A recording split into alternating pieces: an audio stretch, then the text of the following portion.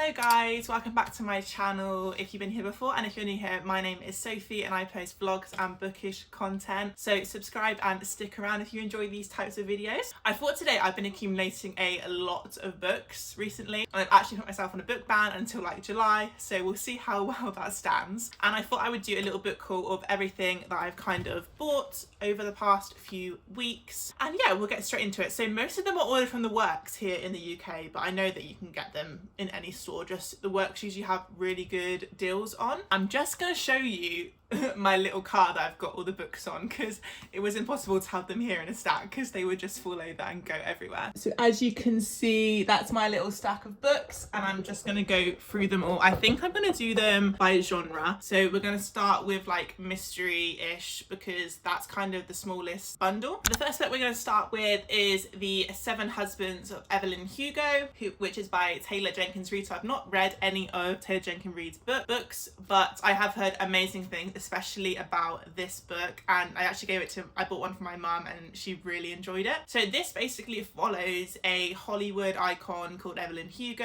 and it says on the synopsis that she's finally ready to tell the truth about her glamorous and scandalous life. But when she chooses unknown magazine reporter Monique Grant to write her story, no one is more astounded than Monique herself. And it says, but as Evelyn's story nears its conclusion, it becomes clear that her life intersects with Monique's own in tragic and irreversible ways. So I'm not 100% sure if this is mystery, but I feel like it sounds like it has that kind of element of unknown and probably questions throughout that we're going to try and uncover. On to the next book, which I have actually already read because I just couldn't wait before I filmed this video, which is The Inheritance Games by Jennifer Lynn Barnes. So in this story, we follow Avery, and she basically one day, randomly, this man shows up at her school telling her that she needs to come to a will reading for this old guy that has just died, and Avery has no idea who this man is. So she goes there and it turns out that she inherits 80% of his fortune, which is billions and billions of money. So she is majorly confused, and obviously there is a big family involved at the will reading. There are 4 brothers, I think. My favourites are Jameson and Grayson. Love them both. So this story kind of follows all the characters trying to unravel a little riddle and story that grandfather has left in place for them to figure out, because that's what he's always done his whole life. He likes riddles and testing people, figuring if they can work out different kind of little games. But I really enjoyed this. I ended up giving this, I think it was 4 stars.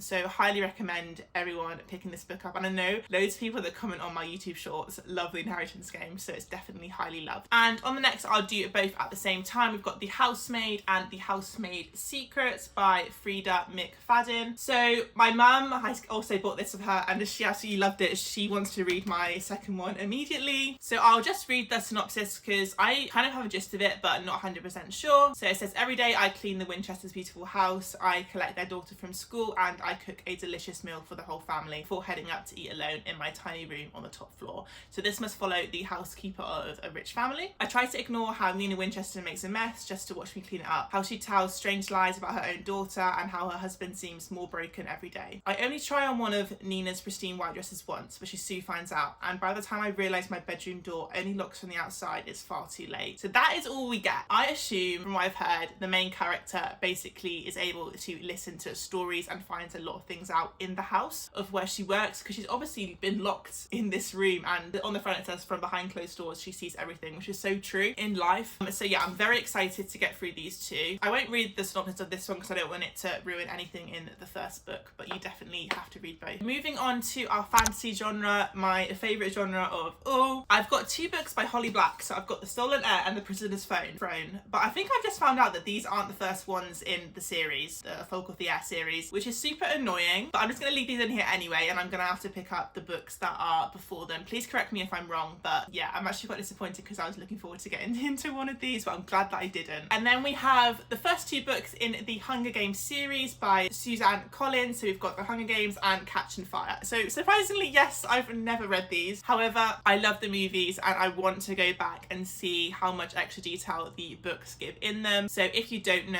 already, the Hunger Games story follows our main character Katniss, and in this kind of dystopian society they have this thing called the Reaping, where names are picked from each district, so there's 12 in total, and a woman and a man from each district basically have to go into the trials, the Hunger Games they call it, and the two people have to basically go and fight for their lives. Only one winner wins, and they have to be the last man standing, so everyone else has to die. So it's highly likely that you will die, and you've probably seen the movies if you haven't watched them, but I think read the books first. Even though I haven't read them, I think it's always good to read a book first, then you can kind of see if the movie did a good job. So yeah, very excited to get into these. I think I want to film a reading vlog soon once I get the other books, where I read them all in like a week. So if you'd like to see that, let me know. And our final fantasy book, we have The Atlas Six by Olivia Blake. I have heard so many people talk about this, and I think it gives like a dark academia kind of feel. So it says that once a decade, the world's best magicians are invited to join the elite Alexandrian society. Its members enjoy a lifetime of power and access to ancient secrets. Only 5 places are offered, so after recruitment by the mysterious Atlas Blakely, the candidates must complete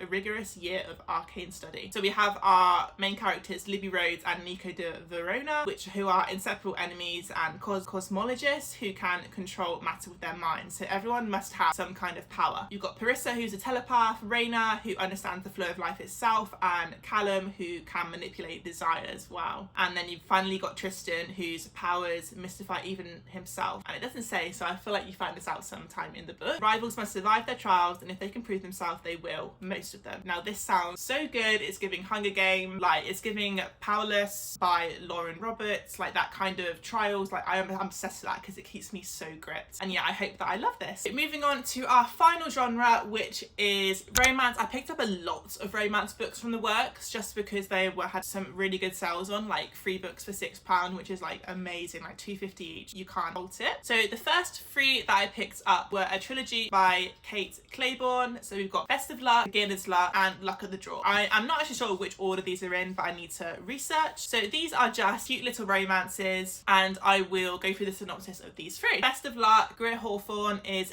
finally on the cusp of proving to her big overprotective family that she's independent, until a careless mistake jeopardizes her goal to graduate. Luckily for her, there's someone who may be able to help. Alex Averin plans a shirt for his sister's wedding and then gets back to his job as a world-renowned photojournalist. But when gorgeous, good-hearted Greer needs an assistant with a photography project, he's powerless to say no. So this is giving like close proximity. It says on the back as well, winning the lottery is Greer's ticket to freedom until her best friend's brother comes to town. Brother's best friend. I love this trope so much, hands down. Okay, then with Luck of the Draw, it says a fake engagement to the man sworn to despise her. What could go wrong? Okay, fake engagement. I read King of Wrath recently, which I also have in this book called I Love Fake Dating. And there's something about the angst and the when people finally fall for each other, because I feel like when you spend that much time with someone, you just automatically do. And then we've got the Beginner's Luck. It's Kit Ivrin is a scientist with a quiet, steady job at university. When she wins the lottery with her 2 best friends, it means she can finally buy her real first home. Fixer Upper is more than enough to keep her busy until an unsettlingly handsome, charming and disturbing corporate recruiter shows up in her lab. So this guy shows up and he wants her to work for his business. So I'm excited to see how this goes. So all of these is where the main characters win the lottery and it kind of takes them somewhere. So I've never read anything like that and I'm very intrigued. So as I just mentioned, I have already read King of Wrath by Anna Huang, and then I picked up the 3 books in the series. So we've got King of Wrath, we've got King of Pride, and then we've got King of Greed. So King of Wrath was a fake engagement with a billionaire trope. We love it. It was a very fast-paced read, and obviously these things are very cliche and cringy at points, but that's why we read them, a little filler between our intense fantasy books. But I loved this and highly recommend. And then the second book, we've got King of Greed. Kai Young has neither the time nor inclination for chaos, and Isabel, with her purple hair and inappropriate jokes, is chaos personified. With the Crucio CEO vote looming and a media empire at stake, the billionaire heir can't afford the distraction she brings. Isabella is everything he shouldn't want, but with every look and every touch, he's tempted to break all his rules and claim her as his own. So this sounds way up my street. We've kind of got like an enemies to lovers, like opposites attract situation going on, and I'm excited to see how these fit into the world that I've already read. And the final book in the trilogy is King of Greed. So we've got powerful, brilliant and ambitious Dominic Davenport clawed his way up from nothing to become become the king of Wall Street. He has everything: a beautiful home, a beautiful wife, and more money than he could spend in a lifetime. No matter how much he accumulates, he's never satisfied. In his endless quest for more, he drives away the only person who saw him as enough. It isn't until she's gone that he realizes there may be more to life than riches and glory. By then, it may be too late. It's obvious. Hopefully, we're getting a second chance romance. They've been married before, which is really sweet, and I feel like you should work as hard as you can to keep that married. Too many people get divorced these days, and yeah, excited to read these.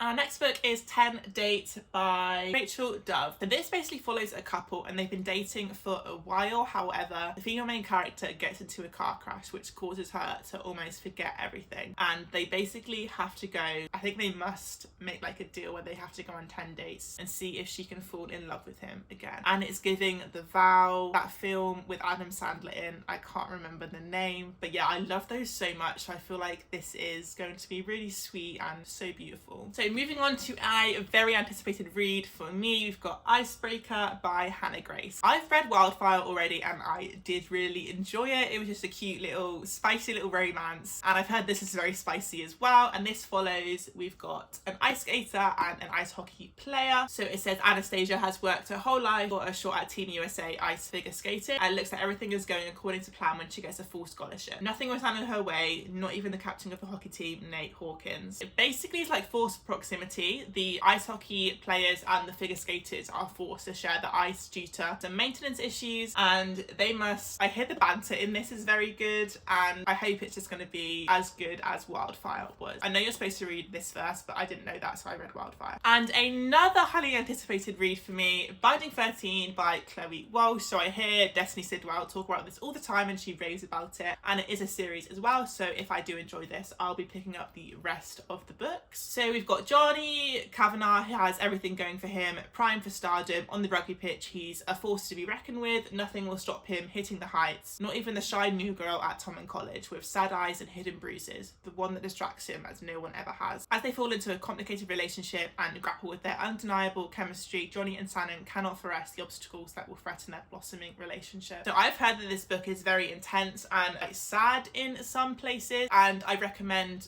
that I've heard that people need to read the trigger warnings before they read this, and I probably do this before I pick this up just to be aware of what's going to happen. Not that I normally get triggered that often, but I feel like you just never know with books. Yeah, Binding 13, highly anticipated, cannot wait. And finally I've got the full collection of the Never After series by Emily McIntyre. So I've already read the first book, which is Hooked. These stories are basically retellings of like Disney classics. So this is a modern retelling of Captain Hook. They're all romances, and this is so dark and mafia kind of vibe. I really enjoyed it. I read it in like a day. In this book, Hook is a drug dealer. He runs this big corporation in the USA, and the story, I won't give anything away because it was so dark at the start and it just grips you immediately. And with these books, you don't have to read them in any particular order because they're kind of all standalone. So then we have Scarred, and it says on the back, she belongs to him, she doesn't belong to him, she belongs to the crown.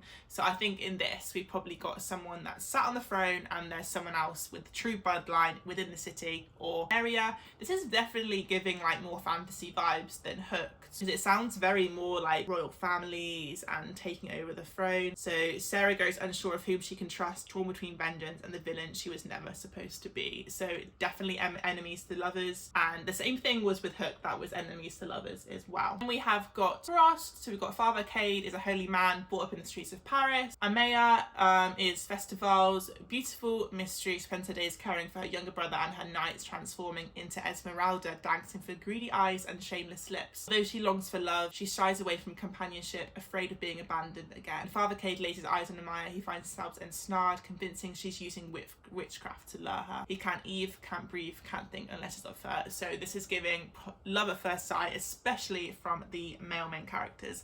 Can't wait. And then we have Wretched. So Evelina Westerly has always been the bad guy, as the brains, brawn and botanist behind her family's drug empire. So this is drugs again. Wow, there's a lot of drugs going on. And then we've got our main character Nicholas, and his real secret is much more dangerous than Elias. So these two must come together, almost help the business, obviously fall in love at some point. I assume that they probably don't get on that well because a lot of these are giving enemies to lovers. And our final book of the haul is the last one I've got from the Never After series. It is Twisted. So Yasmin is the daughter of one of the richest men in the world, and when her father falls ill, and apparently his last wish is to see her married to a man of his choosing. Why does this always happen? I hate this in history. Except Yasmin's heart already belongs to someone else, so I'm not sure if this is probably going to be enemies and lovers as well, because she's not going to like the person that she is paired with, and I hope that they grow to love each other. And I feel like in these books we'll find out the person that she's